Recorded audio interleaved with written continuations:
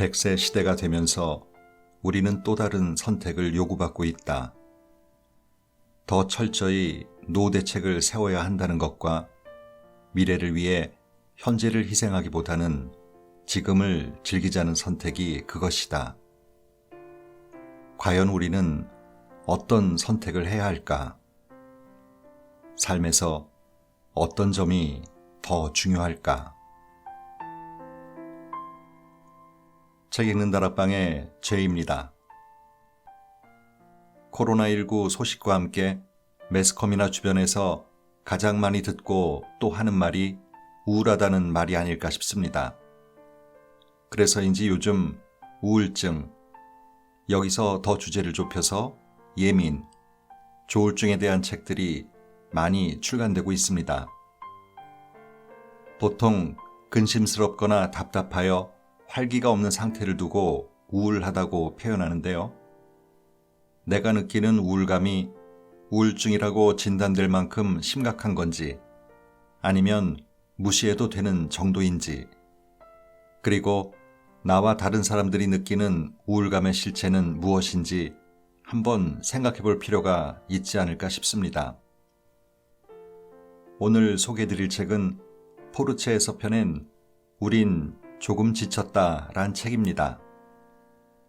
이 책의 저자인 박종석 씨는 현재 구로 연세봄 정신건강의학과 원장으로 있으면서 연세대학교 세브란스병원 정신과 외래 교수로, 칼럼니스트로, 또 TV 드라마 슬기로운 의사생활의 자문 등 다방면에서 활동을 하고 있습니다. 의사인 자신도 30대 후반에 약 2년 가까이 번아웃으로 시달렸던 적이 있었다고 합니다. 그래서인지 그 증상에 대한 이해와 치료 방법에 대해 다소 구체적으로 다루고 있습니다. 저자는 프롤로그에서 여느 때와 달리 많은 사람들이 우울감에 젖어 있을 수밖에 없는 이유에 대해 이렇게 얘기합니다. 코로나19와 우울감을 합친 코로나 블루라는 말이 유행이다. 그도 그럴 것이 집안에서 마스크 속에서 갇혀 지낸 지 9개월이 넘었다. 불황은 더 깊어지고 자영업자들은 줄줄이 폐업하고 청년들은 역대급 취업난을 마주하고 있다. 그 와중에 서울의 아파트값이 천정부지로 솟더니 기어이 전고점을 찍었다. 개인 투자자들은 영혼까지 끌어모을 기세로 돈을 마련해 주식 투자에 뛰어들고 있다.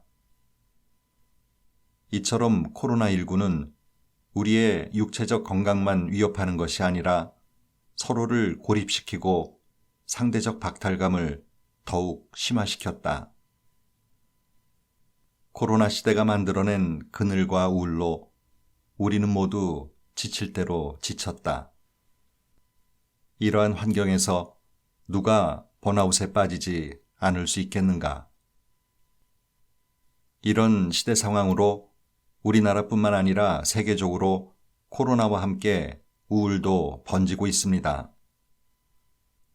이 책은 번아웃이 왜 생기는지, 그 다양한 증상들과 해결책, 인격 성향 분류와 이에 따른 자신과 타인에 대한 이해, 그리고 번아웃에 빠지기 쉬운 의사생활과 저자 자신이 2년 동안 겪었던 번아웃에 대한 이야기가 담겨 있는데요.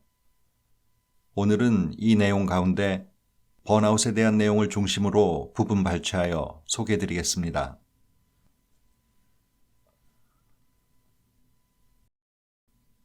누구나 한 번쯤 번아웃이 찾아온다.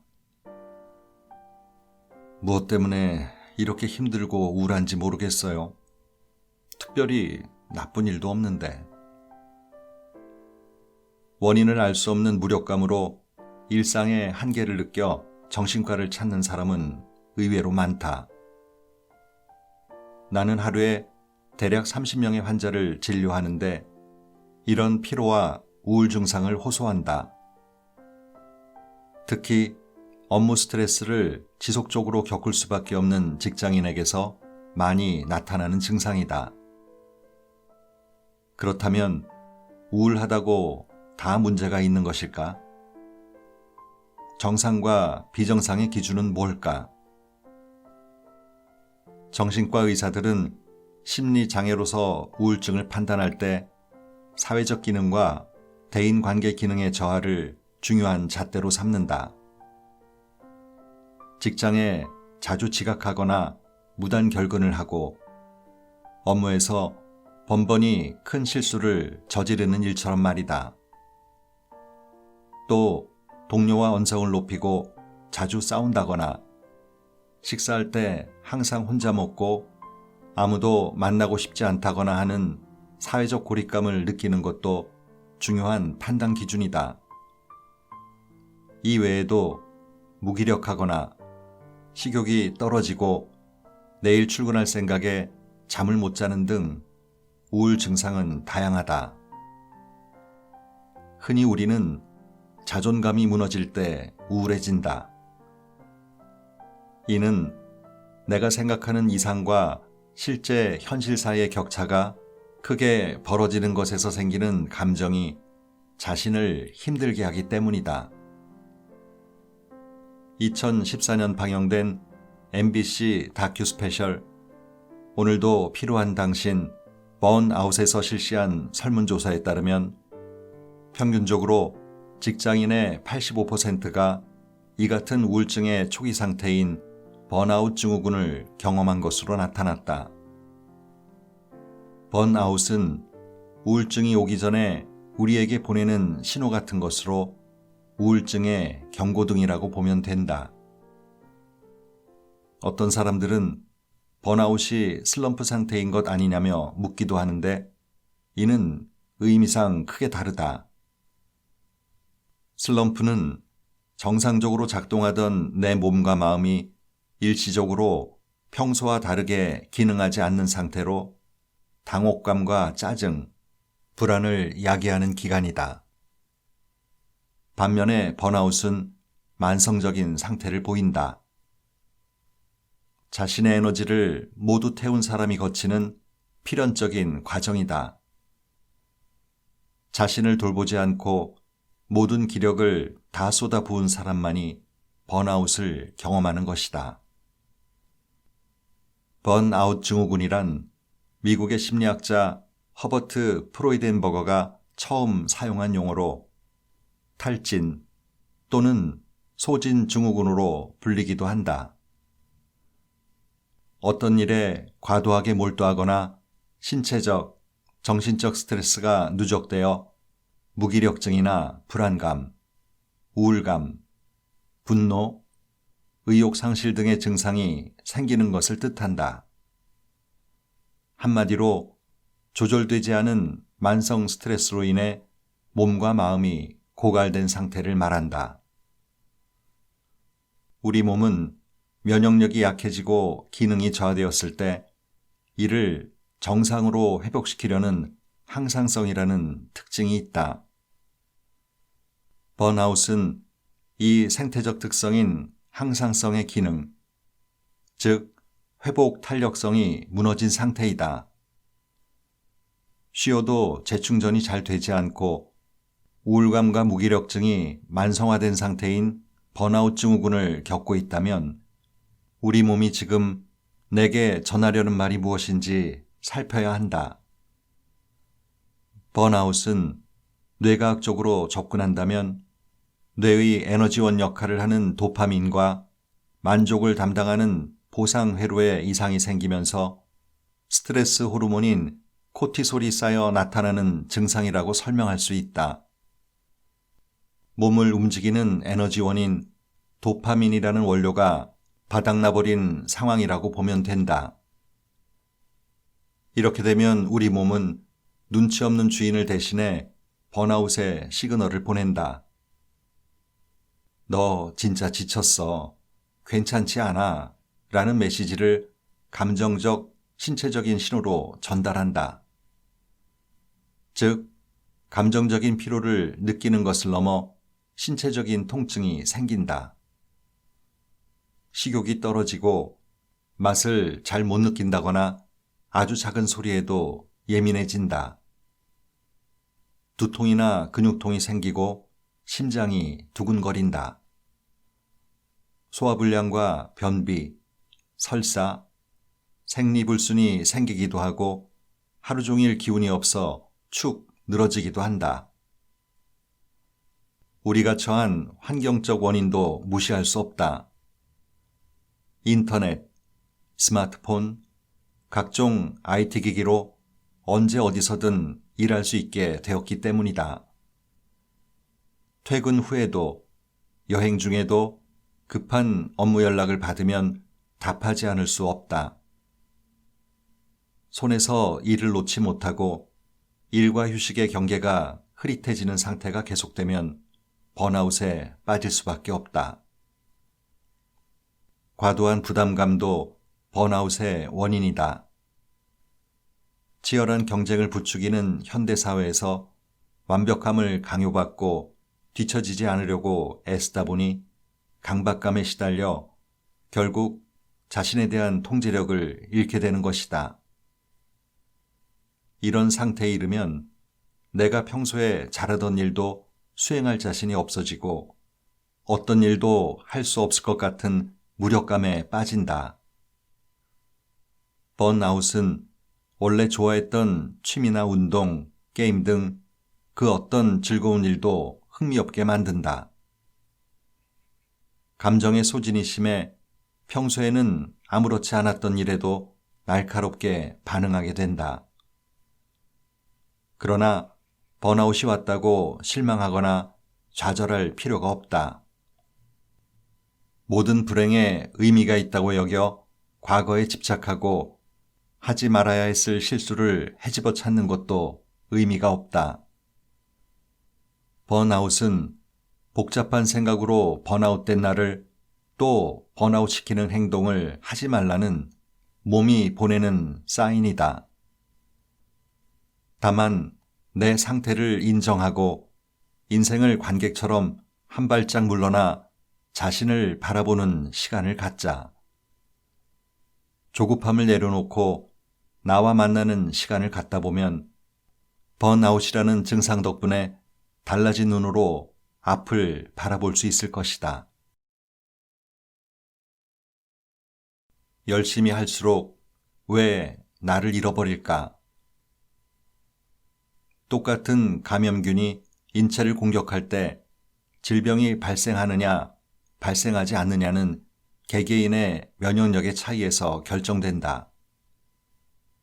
이처럼 인생에서 우리가 번아웃에 얼마나 자주 위협받는지는 스트레스에 대한 면역력과 회복 탄력성의 차이에 있다. 몸 안에 저장되어 있던 심적 에너지, 즉 스트레스와 불안, 슬픔을 견뎌낼 수 있는 정신력이 바닥나면 생기는 상태가 번아웃이기 때문이다. 이는 자신이 지쳤다는 것을 인정하지 않거나 인정해도 쉬는 것을 결정하지 못하는 성향의 사람이 번아웃에 쉽게 빠진다는 의미다. 지나치게 자신을 채찍질하고 엄격한 사람, 자신의 한계를 깨닫지 못하는 사람, 타인의 기대에 과도하게 신경 쓰는 사람은 번아웃에 노출될 가능성이 높다. 인정 욕구가 커서 무엇이든 열심히 완벽하게 해내야 한다는 강박관념을 갖고 있기 때문이다. 자신이 지쳤음을 모르고 무조건 빠르게 달려 페이스 조절에 실패한 마라토너는 결코 코스를 완주하지 못한다. 하물며 인생의 길은 42km도 아니고 더 멀고 험하다. 이것만 해놓고 이번 프로젝트만 끝나면 몇 억만 모으면 시험만 붙으면 하는 마음으로 먼 인생을 달려서는 안 된다. 많은 사람이 미래에 대한 막연한 불안으로 오늘을 혹사시켜 희망을 구하고자 한다. 지금의 고통이 미래의 안전을 보장해 줄 것이라고 젊었을 때의 고생이 노후를 든든히 지켜줄 것이라고 믿는다. 미래와 불확실성. 우리는 이 말들에 과각성 되어 있다. 지나치게 반응하고 두려워한다. 하지만 어떤 노력도 확실한 미래를 보장할 수 없으며 단지 변수를 일부 줄일 수 있는 정도이다. 우리 사회에서 미래를 위한 준비는 너무 성과적, 경제적인 것에만 치중되어 있다. 이런 편향이 사회적 흐름임을 부정할 수는 없지만 경제적인 결과물을 원한다면 더더욱 현재의 건강에 소홀해서는 안 될 것이다. 번아웃은 내 몸과 마음의 에너지가 고갈되어 제 기능을 할 수 없다는 알람이다. 일상의 균형이 깨지면 우리의 뇌세포와 시냅스는 주위 자극에 무척 예민한 신호를 보내기 시작하고 호르몬의 변화를 일으킨다. 그로 인해 상대방의 대화를 따라가기 힘들거나 무슨 말을 하려고 했는지를 자주 까먹는다. 인지 능력과 기억력의 일시적 저하가 오는 것도 번아웃의 한 증상이다. 불안 호르몬인 노르에피네프린이 과다해져서 뇌의 회로 중 하나인 콜린 계통의 도로를 정체시킴으로써 증상이 발생하기 때문이다. 활 시위를 너무 세게 잡아당기면 활이 휘어져 버리거나 활 시위가 끊어져 버리는 법이다. 마찬가지로 과한 의욕은 정신적, 육체적으로 회복 탄력성을 잃게 만든다. 또 이 정도는 괜찮을 거야. 약간은 무리해도 돼. 라는 방심이 쌓여 탈진에 이르기도 한다. 일주일 정도 무리했다면 하루 이틀 잘 쉬면 회복될 수 있겠지만 한 달 이상을 지속적으로 무리하면 주말을 꼬박 쉬어도 회복이 안 되는 경우가 많다. 회복력이 떨어지기 때문이다. 앞에서 설명했듯이 회복 탄력성은 우울과 불안에 대한 면역과 같은 역할을 하는데 이를 잃으면 작은 충격에도 쉽게 마음을 다치고 건강을 회복하기가 어렵다. 안타까운 점은 지친 것을 알아도 좀처럼 쉴 수 없는 직장인의 현실이다. 휴가를 내봐도 이틀이나 사흘이 고작이고 아이가 있는 부모라면 육아로 인해 휴가를 꿈도 못 꾼다. 직장은 버티는 곳이 되어서는 안 된다. 모순적이지만 그저 참기만 해서는 오래 버틸 수 없다. 번아웃 치유 과정에서의 주의할 점은 나는 왜 이 모양 이 꼴일까? 내가 왜 이런 상태가 된 거지? 라며 자책하지 않는 것이다. 복잡한 생각이나 되새김질로 시간을 채우지 않는 것이다. 또 빨리 극복해서 맡은 일도 잘하고 인정받아야지 라는 생각으로 회복을 서둘러서도 안 된다. 조급함은 자신을 몰아세우고 피로하게 만들어 뇌를 쉬지 못하게 한다. 다시 일어서는 힘. 행복해질 수 있는 기회는 시간 안에 있다. 돌이켜보면 번아웃을 겪으면서 잃어버린 것 중 가장 아까운 것은 시간이다. 번아웃에 빠져 무력감을 겪다 보면 1, 2년은 그야말로 훌쩍 가버린다. 보통 20대 후반에서 40대 중반까지 번아웃에 많이 걸린다. 이 황금 같은 시기에 우울증과 비관적인 감정이 소중한 시간을 잠식하며 갉아먹는 것이다. 나는 2017년 1월부터 다음해 2018년 10월 무렵까지 번아웃에 빠져 있었다. 30대 후반의 그 귀한 시간을 마냥 흘려보낸 것 같아 너무도 아프고 쓰리다. 여행이라도 이것저것 실컷 다닐걸. 연애라도 열심히 할걸. 정신과 의사로서 혹은 개인으로서 책을 읽지도 운동도 전혀 하지 않고 그저 드러누워 하루가 지나가기를 바랐다. 돈은 다시 벌 수도 있고 잃어버린 경력도 차차 복구할 수 있다. 소원했던 인간관계도 꾸준히 마음을 쏟으면 회복할 수 있다. 하지만 나의 36살, 37살은 방 안에서 흘러가 버렸다.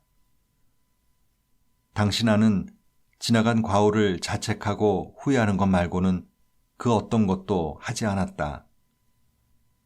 이 얼마나 어리석은 일인가. 그런 시간이 있었기에 지금이 있지 않느냐고?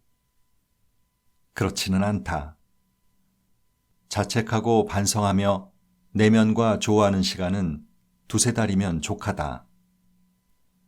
나머지 깨달음은 골방에서 혼자 하는 게 아니라 2발을 땅에 딛고 현실과 부딪히며 얻어야 한다.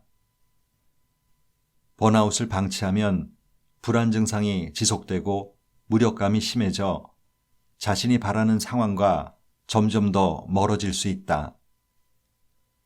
삶에서 내 마음이 자꾸 엇나가는 것이다. 번아웃은 생활 습관의 교정과 관리를 통해서 충분히 개선될 수 있는 증상이므로 지체하지 않고 바로잡는 것이 중요하다. 2~3달이면 충분했을 번아웃이라는 좌절의 시기를 나는 너무도 길게 착실히 허비하고 말았다. 조금 더 빨리 상담을 받았더라면 가까운 친구에게 허심탄회하게 모든 걸 털어놨더라면 하는 아쉬움이 남는다. 이 책의 글들은 부질없이 손가락 사이로 흘러내린 괴롭고 아쉬웠던 시간들의 반성이자 기록이다. 우리에게 공평하게 주어진 것은 오직 시간뿐이다. 빌 게이츠도 워런 버핏도 그들보다 유명한 어떤 사람도 우리와 똑같이 하루는 24시간이다. 시간보다 중요한 것은 없다. 내 인생에 번아웃과 같은 부정적인 영향을 미치는 시기가 있다면 더 이상 지체하거나 방치하지 말고 과감하게 단절할 용기를 내어보자. 행복해질 수 있는 기회는 오직 시간 안에 있다. 휩쓸리지 않고 나를 잃지 않는 법. 14년째 정신과 의사로 일하면서 만난 모든 환자와 내담자들의 절반 이상은 직장인이었다. 직장인들에게 주로 나타나는 정신질환은 공황장애, 불안장애, 우울증 등인데 대부분 직장에서의 과도한 스트레스와 심리적 압박이 그 원인이다. 직장에서의 스트레스는 업무로 인한 것도 있지만 직장인들이 정말 견디기 힘든 이유는 대인관계에서 생기는 갈등 때문일 경우가 많다. 자신의 우울이나 분노의 대상이 직장과 관련된 사람이거나 또는 가족, 친구일 경우 우리의 대인관계는 큰 위기에 직면한다. 잘 모르는 사람보다 무엇인가를 기대할 만한 가까운 관계에서 실망했을 때 우리는 더 큰 감정의 혼란을 겪기 때문이다. 피할 수 없는 자연의 법칙처럼 직장인이라면 좋든 싫든 매일 회사 안에서 다양한 사람들을 마주해야 한다. 상사, 동료, 부하 직원, 고객 등 여러 사람과 관계를 맺고 일할 수밖에 없다. 그렇기에 대인관계에서 비롯된 갈등을 완전히 해결하기란 어렵다. 내가 아무리 노력한다고 해도 타인은 내가 통제할 수 없는 변수이기 때문이다. 게다가 나의 인격과 타인의 인격 성향이 상호작용하며 발생하는 다양한 감정과 충동, 문제들은 해결하기가 무척 어렵다. 하지만 나와 상대방의 인격 성향에 대해 파악한다면 이전에는 도저히 이해할 수 없었던 언행에 대해 조금은 수용할 수 있는 여유가 생길 것이다. 그렇다고 인격 성향에 대한 이해가 단순히 내가 이런 심리적 특성이 있구나, 김 팀장이 그런 성향이어서 매번 확인하고 또 확인했구나 라는 식으로 그쳐서는 안 된다. 우리가 느끼는 불안을 그때그때 적절히 비워내지 않으면 번아웃에 빠질 수 있기 때문이다. 남들처럼 살지 못한 것에 대한 불안. 우리는 번아웃의 시대를 살고 있다. 어떤 사람들은 삼성 같은 대기업에 일하면서도 퇴직 후 노후를 대비하기 위해 공인중개사 자격증을 따려고 애쓰고, 영어가 유창한데도 승진심사를 앞두고 중국어 학원까지 다니기도 한다. 업무 외에도 대인관계, 운동, 재테크, 취미에 이르기까지 멀티플레이어가 되려고 노력하고 투잡 또는 쓰리잡을 가진 사람도 드물지 않다.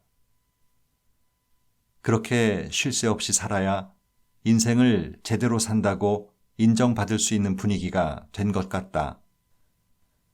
나는 큰 욕심 없어. 그저 남들 사는 것처럼 평범하게 살고 싶어 라고 생각하기엔 남들 사는 수준, 즉 중산층, 평균의 의미가 너무도 높아졌다. 유튜브, 페이스북, 인스타그램을 보면서 우리는 끊임없이 타인의 성공에 자극받고 부러워한다. 내가 열심히 살아도 열등감으로부터 자유로울 수 없게 되었다. 아니, 오히려 열심히 살수록 더 불안에 쫓기고 번아웃에 빠질 위험이 높아진 시대가 된 것이다. 출근하면서 경제나 부동산 강의 영상을 보고 퇴근 후에는 운동 모임이나 독서, 어학 모임 등 각종 소셜 동호회에 참석한다. 바쁜 것을 넘어 사회 전체가 ADHD에 걸린 듯 과잉 활동이 당연시되는 분위기다. 한 가지 일만 열심히 하는 사람이 시대에 뒤처지고 현실에 안주하는 것처럼 보이기까지 한다. 오늘 최선을 다했음에도 내일과 미래에 대해 불안해야만 한다. 정신분석학자 칼 융은 세상을 보는 사람은 그저 꿈을 꿀 뿐이지만 자신의 내면을 보는 사람은 비로소 그 꿈에서 깨어난다고 말했다.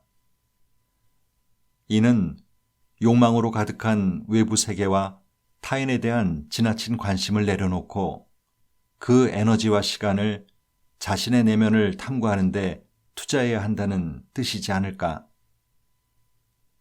칼 융은 같은 시대와 환경을 공유하는 사람들은 자기도 모르는 사이에 무의식을 통해 연결돼 있다고 보았다. 그렇기에 자신이 어떤 사람인지를 깨닫는 것이야말로 대인관계를 원만하게 하고 타인을 잘 이해할 수 있는 핵심이라고 설명한다. 그는 무의식을 인지하고 공유하는 것이 대인관계를 이루는 상호작용의 기본이라고 보았고 이를 집단 무의식이라고 표현했다. 그러면 자신의 내면을 들여다보는 방법에는 어떤 것이 있을까? 명상이나 사색을 꼽을 수 있다. 요가를 한다거나 명상을 위한 호흡법을 배우고 몸과 마음의 이완을 체득하는 것은 내면을 바라보는 데 도움이 된다. 그보다 더 중요한 것은 나의 심리적인 내적 갈등을 인지하는 것이다. 우리는 직장에서 지나친 경쟁심이나 열등감으로부터 위협받는 이유가 주로 타인에게 있다고 생각하는데 사실 그렇지 않다. 나를 초조하게 만드는 대상은 바로 자신이다. 지나치게 높은 자아 이상 탓이거나 혹은 과거 잘 나가던 시절에 대한 집착 때문일 수도 있다. 우리는 자신이 설정한 이상적인 미래에 자신을 끼워 맞추기 위해 끝없이 스스로를 몰아붙이고 재촉한다. 번아웃의 신호를 온몸으로 느끼면서도 조금만 더 참아야지, 더 버텨야지 하며 가혹한 인내심을 요구한다. 이러한 강박관념은 성실함도 아니며 성숙한 태도와도 거리가 멀다. 욕망에 사로잡혀 길을 잃지 않으려면 돈과 성공, 그리고 타인과의 관계에 대해서도 지나치게 잘하려는 완벽주의부터 내려놓아야 한다. 좋은 평가를 받고 싶다거나 괜찮은 이미지를 남기고 싶다는 인정에 대한 과도한 욕구가 바로 번아웃의 시작이다. 이 욕망과 불안을 다스리는 힘이야말로 우리가 타인으로부터 휩쓸리지 않고 자신을 지킬 수 있는 방법이 될 것이다. 이제는 나를 이해할 시간. 사람에 대한 스트레스로부터 자유로울 수 있는 방법이 존재하기는 할까? 직장을 퇴사하고 자신이 사장이 된다면 내 마음대로 할 수 있을까? 그렇지 않다. 예컨대 요식업 자영업자들은 건물주와 손님, 배달 대행업체에게도 갑질을 당하곤 한다. 그럼 로또에 당첨되어서 돈 많은 백수가 되면 어떨까? 현재 로또 1등 당첨금은 평균적으로 세후 10억에서 12억 원이다. 물론 여유는 생기겠지만 100세 시대에 남은 생을 놀고 먹을 수 있을 만큼의 풍족한 액수는 아니다. 800만 분의 1의 행운을 얻는다 해도 우리는 여전히 돈을 벌기 위해 직장을 다니거나 일해야 한다는 말이다. 자기계발 서적이나 일부 동기부여 전문가들이 흔히 하는 말이 있다. 답답한 직장을 그만두고 새롭게 도전하라고 말이다. 회사라는 좁은 우리를 벗어나 자신의 가능성을 마음껏 시험해보라고 조언한다. 참으로 달콤하고 무책임한 말이 아닐 수 없다. 꿈을 꾸려면 생활의 안정은 기본이다. 여유 있는 상태가 보장되어야만 초조한 마음이 사라지고 창의력도 발현된다. 무작정 직장을 때려치우고 세계 일주를 떠난다거나 창업하는 것은 어지간한 금수저가 아니라면 고려해서는 안 될 사안이다. 자극적이고 번지르르한 말에 동요되어서는 안 된다. 직장은 오로지 월급을 위한 일터가 아니다. 직장을 돈을 버는 공간으로만 생각한다면 내가 하는 것은 일이 아니라 단순히 힘들기만 한 노동이 된다. 발전과 성숙을 위한 배움의 시간이 아니라 그저 돈이라는 재화와 바꾸기 위해 자신이 소모되는 것이다. 번아웃에 빠진 직장인들은 한결같이 쉬고 싶다, 직장을 때려치우고 싶다고 말한다. 또 자신이 언젠가 로또에 당첨되면, 주식으로 큰 수익이 나면, 비트코인이 대박나면 직장을 그만두고 여유롭게 조금만 일하며 살 것이라는 꿈을 꾼다. 안타깝게도 이들은 자신의 내면을 보지 않는다.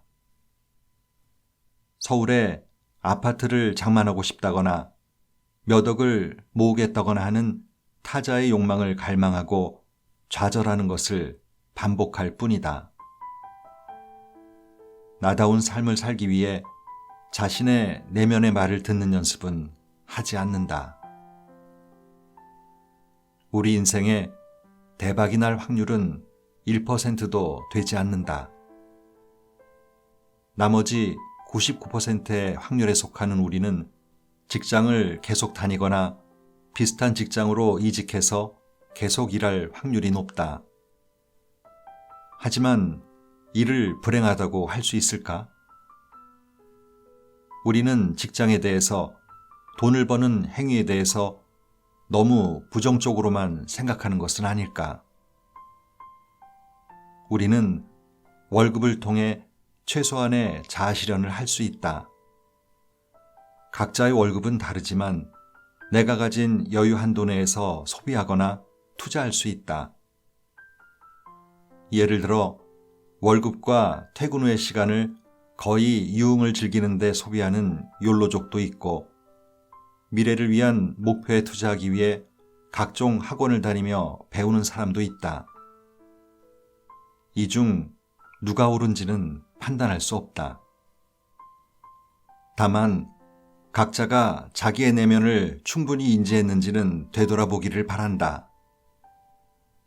지금 직장에서 정말 아무것도 배울 게 없을까? 내가 하고 싶었던 일을 하려면 어떤 준비를 해야 할까? 무엇을 하기에 이미 늦은 것은 아닐까? 아니면 늦었다는 핑계로 포기하고 싶은 것일까? 이런 질문을 스스로에게 던져보길 바란다. 한편 타인의 성공에 집착하고 부러워하면서 정작 자신은 아무것도 도전하지 않는다거나 그저 모든 문제의 원인을 남 탓, 회사 탓, 사회 탓으로 투사하는 것은 옳지 않다. 자신의 문제가 무엇인지 직시하고 자신의 내면을 들여다볼 용기를 내야 한다.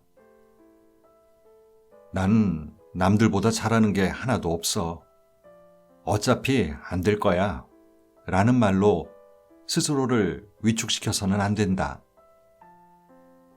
얼마 전 동백꽃 필 무렵으로 백상예술대상 남자 조연상을 받은 오정세는 수상 소감으로 이렇게 말했다.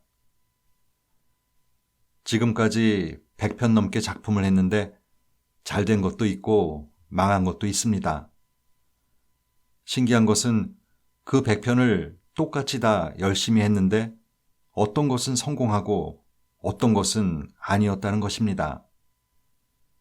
그걸 보면 제가 잘해서 결과가 좋은 것도 아니고 못해서 망한 것도 아니라는 생각이 듭니다. 세상에는 열심히 사는 보통 사람들이 참 많습니다.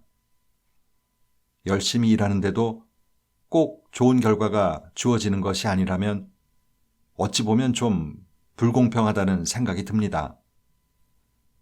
그럼에도 불구하고 실망하거나 지치지 마시고 여러분들이 하는 일을 계속 하셨으면 좋겠습니다. 자책하지 마세요. 그냥 계속 하다 보면 평소와 똑같이 했는데 그동안 받지 못했던 위로와 보상이 여러분들에게 찾아올 겁니다. 세상이 불공평하다는 이유로 포기하는 것은 참 쉽다. 반면에 언제 찾아올지 모르는 보상을 기다리며 하루하루를 충실히 사는 것은 어려운 일이다. 오정세가 특별한 사람이라 가능했던 것일까? 아니다. 그 역시 보통 사람이었다. 다만 자신을 믿고 고된 나날을 살아내며 기다릴 수 있는 인내심이 있던 것뿐이다. 아무리 가벼운 물컵이라도 계속 들고 있으면 팔이 아플 수밖에 없습니다. 더 견디다 보면 고통스러워지겠죠. 너무 무겁다고 느껴질 때마다 팔을 잠시 내려 쉬었다가 물을 들어 올리면 편안하게 다시 들어올릴 수가 있듯이 일 중간중간의 휴식은 더 큰 업무 효율을 가져오는 투자의 시간이 됩니다. 오늘도 좋은 하루 보내세요.